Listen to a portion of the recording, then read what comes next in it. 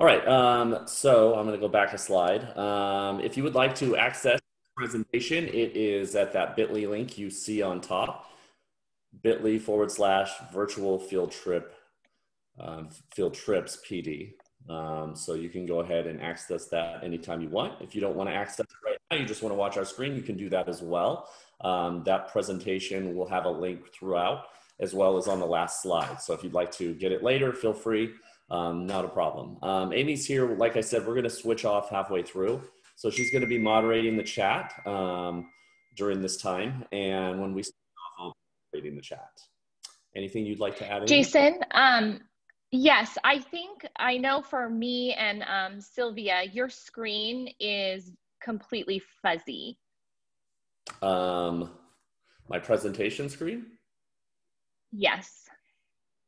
Okay, I haven't seen anything about, so maybe if you raise your hand if your screen looks fuzzy, or if my screen looks fuzzy to Okay. you. I think it's good now. I just saw somebody post that it changed. Okay. So go ahead, keep going. Sorry about that. Yeah, and honestly, I don't know what's going on with Zoom right now. It is working, but it seems slow.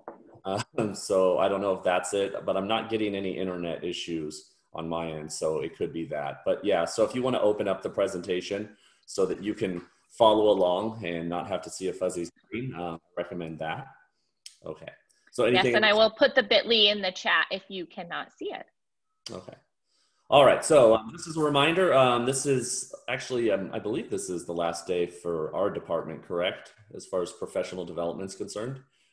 I don't think we have any sessions tomorrow. Yes, so this is the final day of professional development. But like we've said throughout, you can, I think we may have lost Amy. Yes, you can always access the Canva flyer. And all those Zoom links that were webinar links are turned to video links. So if you want, you can always, there we go. Sorry. All right, so you can access this video as well as many others if you just go to that flyer. Like I said, it will change from Zoom link to video link. Okay, so please allow up to 48 hours for this session to be available on that link, but honestly, we've been getting it up a lot faster lately, so you might not have to wait as long. Okay, so as always, you can find that and up to 100 webinars on the PUSD Digital Teaching Resource site, including a webinar that we did on virtual field trips in the spring. All right, so we're gonna go ahead and get started. And like I said, there's the bit.ly link. We're going to be talking today about virtual field trips and all that that entails, including real world connections and how you can kind of get your class seeing people that they don't normally see. I know it's hard right now for them as students and you as teachers feeling like you're stuck in this virtual world of people on Zoom. So we're going to show you some ways so maybe you can include other people who aren't normally a part of your classroom, as well as see things that maybe would be a fun way for you to imagine what it would be like to go to those places. All right. So we're going to do an overview of what that means, as well as real world connection. I'm going to talk about some virtual field trips. We're going to hand it over to Amy when she discusses all the resources that are out there. Amy added a lot of links for you to get started with. All right, so like I said before, you know, students are going to be starting the school year, and I mean, if you've been reading the news, other school districts, students are, you know, they're a bit bummed out, especially, you know, since they didn't get to return in spring, and now some of them, especially like high schoolers entering their senior year, but even like younger students, obviously young students. You don't have to motivate them to want to come to school. They love coming to school. So, you know, having to start virtually for them is kind of, it's a bummer. So how do we find ways to make sure that these students aren't just coming to the same Zoom sessions every day? What are some things that we can do on our end to kind of connect them to their outside world? So maybe it feels a little less lonely for them. And setting up these classrooms the way that we're going to show you today can make it a lot easier on you as well. So we're trying to find out ways that we can make real world connections. So any activity project that you're doing in class, we want to make it so that you can expand your classroom to the outside world. There's a lot of places that allow you to connect to students, whether it be in the same state, the same country, maybe a neighboring country, or somewhere far, far away. Okay, so we're going to show you how you can do that and maybe have a partner class, because there's a lot of classrooms out there that we've seen that are just looking for those partner classes. Okay. All right, so we're going to be going over these things today. So we're going to talk about Flipgrid. If you went to the Flipgrid training last week and you're familiar with it, we're going to talk about how you can set it up to make it kind of a place where you make those outside connections. We're going to talk about Skype in the classroom, which is great because they're both owned by Microsoft, which is Flipgrid and Skype. So they do a lot of integration, making it easier to connect those two tools. And honestly, they work really well together. We're going to talk about Pen Pal Schools if you've never heard of it. It's a way to do projects together with another classroom of students. And again, we're going to do that app smash at the end when we talk about Flipgrid and Skype. Okay, so I'm going to try to keep it simple here. If you haven't been to the Flipgrid training already, you want to make sure you watch that video. We go much more into detail, obviously, when we speak about Flipgrid. But Flipgrid is a great tool for these real world connections. What I like about it most is you can create unlimited amount of topics. And there we go. So you can create an unlimited amount of topics. And sorry, there's some people still coming into the room. So Amy, if you could allow those people in, I'll stop. So you can use Flipgrid and you can create a topic. So say you have a specific topic where you're studying something. You can find out, like I said, if there's other students in the district that you'd like to invite to that topic, that student can make their own video the students can watch. This works really well if you're looking for older students to be a part of that Flipgrid topic. But you can also invite parents. If you know people in the community would be great, like as a guest speaker, you can invite them into that topic. And what's great about it is they're only allowed in that topic. So they can see student videos, they can make their own, but they're not a part of your regular Flipgrid classroom, if that makes any sense. So that's a great tool that you can get started with right away. All right. Skype in the classroom. If you've been on Flipgrid, you know that there's a lot of lessons, lesson topics out there that are already pre-created that let you do these virtual field trips. One of them that's popular is the Jane Goodall virtual field trip. So Jane Goodall, basically, you can do these things where and it might be someone else too, where it's a video where kids get to watch it and they learn about a certain topic. It could be a book reading. It could be that person who's at a location explaining things. A lot of them aren't live, but they also have some that are live.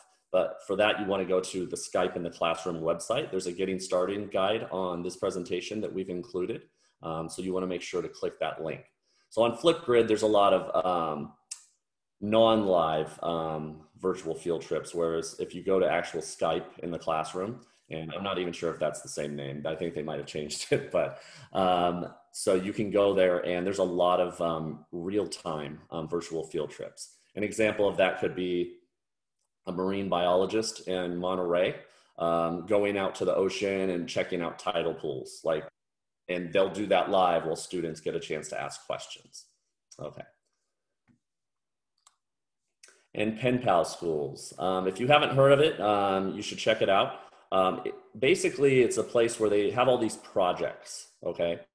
And you get to work on a project kind of where there's other classrooms around the world working on those projects too. You can partner up with a class as well.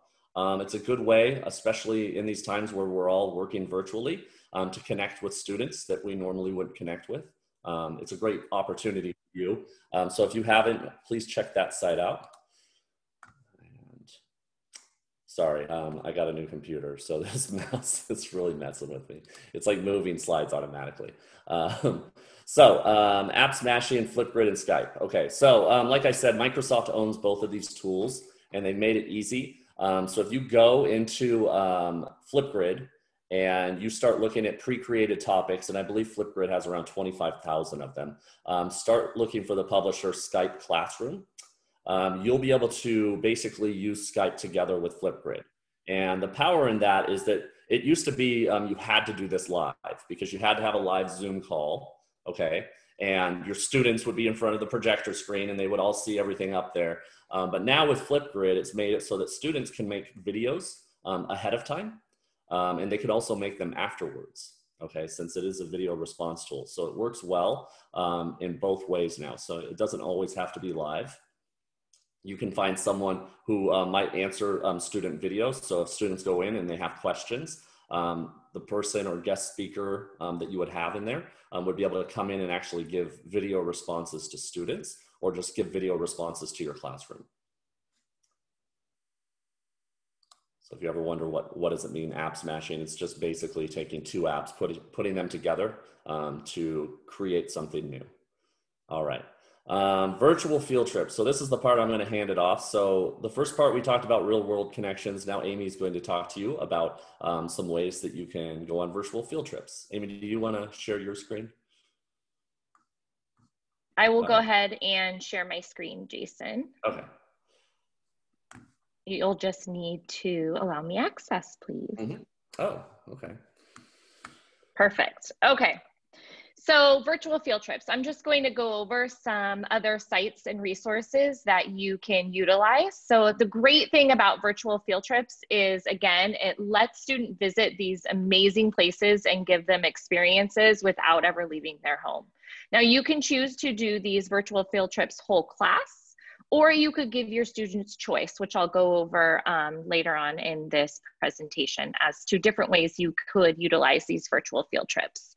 The first resource I'm going to go over is the Ports on Demand and Home Learning. So the California State Parks offers a variety of live and interactive opportunities for K-12 students.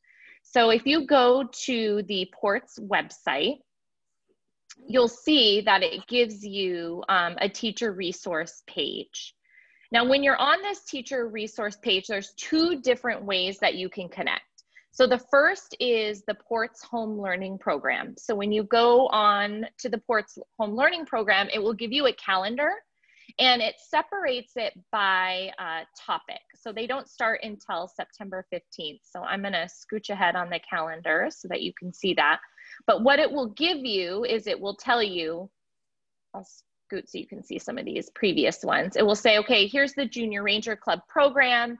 Here's what grade level it targets. And then you'll sign up for the Zoom. They keep it close to, I think, try to keep their numbers down. So you will need to sign up ahead of time. And this one is more of a live interaction where you have a park ranger going out maybe to the Sequoias or going out to a national monument and taking you on that field trip. And so it's your class interacting with different classes as well as the ranger in live time. Now, if I wanted to utilize some of the Ports on Demand and go on the virtual field trip using a pre-recorded, I would just click on the Ports on Demand program, and that would take me to all of their resources that have already been pre-recorded. So I could also just click on this interactive map and say, okay, here's what I'm learning about. I want to know about the Tijuana River estuary, and it will take me and give me access to content that is already created. Now, there is also the digital content library within Ports, similar to what we just discussed, but these also offer access to the Ports YouTube channel, as well as 360 virtual tours. So this doesn't always include a ranger kind of walking you through it. Some of it may just be 360 virtual tours that you can go on to on your own. So again, this link to the Ports site is embedded within our slide deck. So there are hundreds of different virtual field trips that you can go on. We've just linked some of them here. So some we put under different art museums that you can go to. Again, when you go to these sites, you'll see that some of them are live and some of them are pre-recorded and some are just, you know, 3D virtual tours that students can do on their own. So it really depends on how you want to use these in your classroom. We've also linked to live animal cams. So if you are studying habitats or life cycles or other topics that could be included with those animal cams, those are all linked as well. Yellowstone has an entire topic list. So you can go on virtual tours of Fort Yellowstone, Fort Paint Pot. So if you were studying national parks, you could have students then choose different areas to go on those field trips with on their own, and then kind of do a presentation for the class. This is just an example of how if you were doing a unit of study, you could use these virtual field trips to really personalize students' interests. So rather than going on a field trip altogether, I could say, okay, here's our unit of study on space. Now I'm going to give my students choice. Do you want to go to Mars? Do you want to explore the moon, the International Space Station, or the Space Shuttle Discovery? And then what are they going to show me as their proof of learning? Are they going to create a video to share with the class? Are they going to do a live presentation? That kind of is you know, your choice as a teacher is how you might do that. But just again, showing you another option if you did not want to do a whole class virtual field trip, how you might allow students choice within the virtual field trip setting. So for the next part of this presentation, now that we've kind of gone over some different tools and ways of connecting on virtual field trips, as well as connecting with authors and others live via Skype with EDU and Pen Pal Schools, as well as Flipgrid, we're just going to give you time to explore those tools. And then Jason and I will remain on in the chat. So any questions that you might have, feel free to put those in the chat. If questions come up after this webinar, please feel free to reach out to us at edtech@powayusd.com, and we'll get back to you as soon as we can.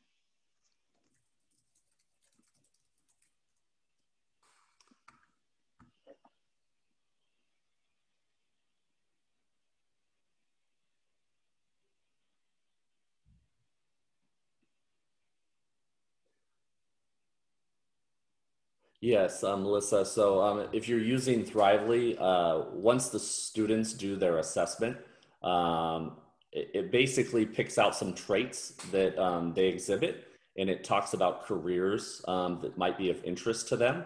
And it's really cool in the fact that, yes, they can kind of start watching these videos or going through these parts where, for example, like if it thinks that they'd make a great doctor, like it talks about how kids can become lifeguards, learn CPR, and it gives them videos as well as articles related to that content. So yeah, if you're doing anything where it's career-based, I would definitely use Thrively, especially since we have the upgraded accounts.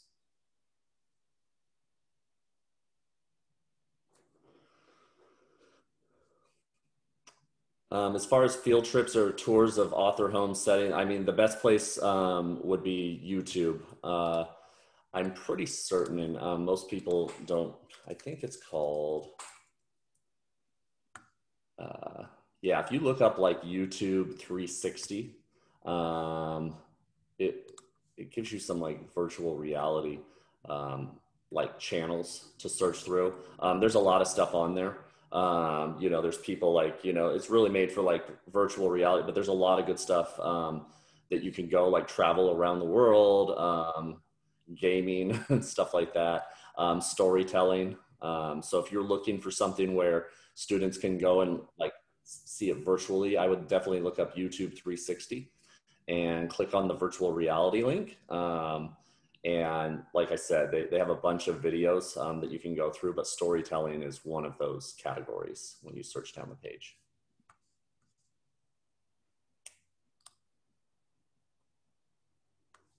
And I'm going to, Amy, is it okay if I share my screen? Yep. Okay.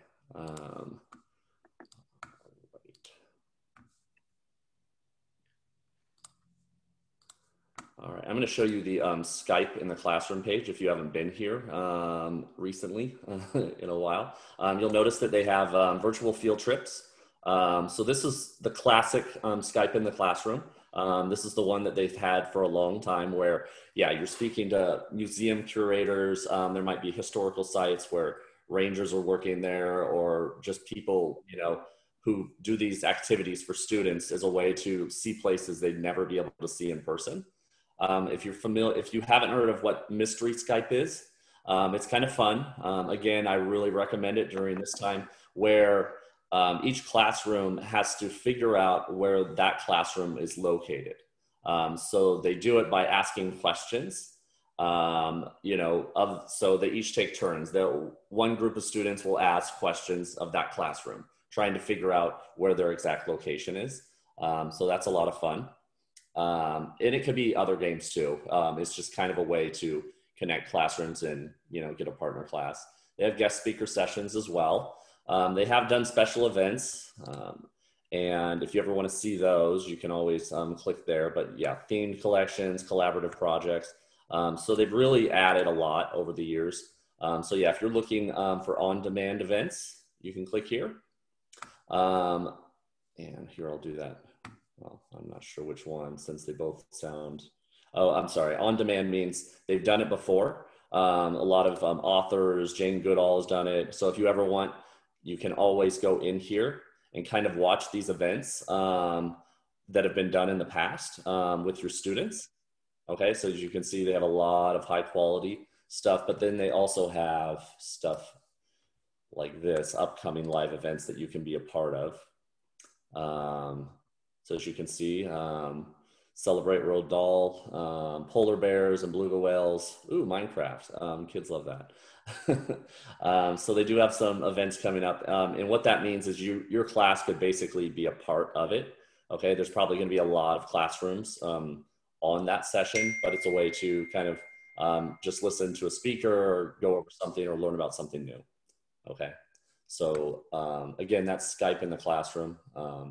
So if you're wondering how to get there, just enter that into Google and it will tell you. You can check out virtual field trips.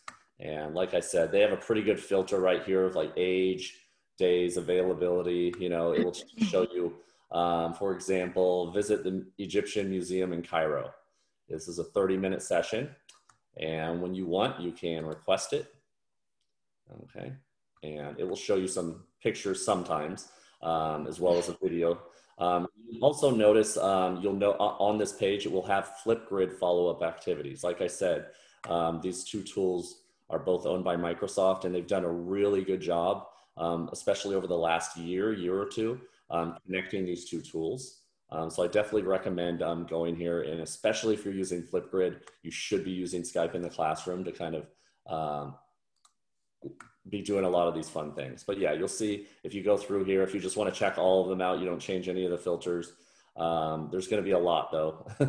So, but it's really cool. I mean, even if it's not related to content, if it's just a quick way to kind of connect kids. So like I said, so they're not feeling so alone in their house. This is a great way to do it.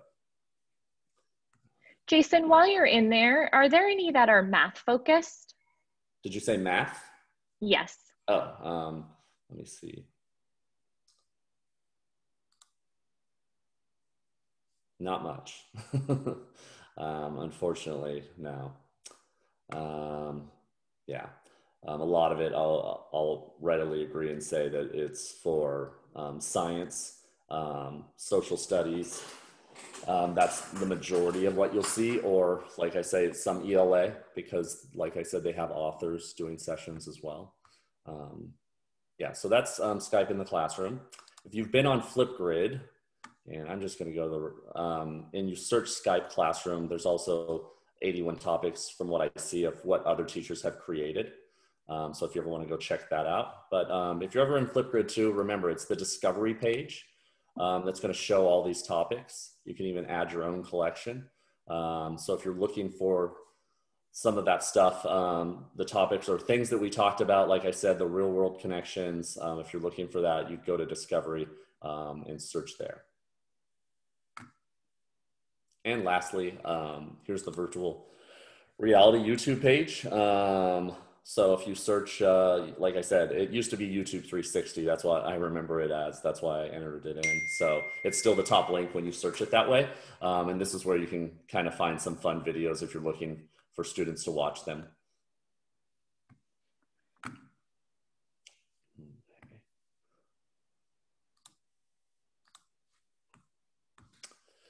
And is my screen still fuzzy? It is fuzzy for me, Okay. but I'm not sure. I think it's half and half. Yeah, yeah, that's interesting. All right. All right, everyone, we're going to remain on. So if you have any questions related to real world connection or virtual field trips, feel free to ask. If not, you can spend this time picking out one of the resources. You're not going to run out with the list that Amy's curated. So if you just want to kind of spend this time to check out those things, please do so. But like I said, we'll remain in the chat as well.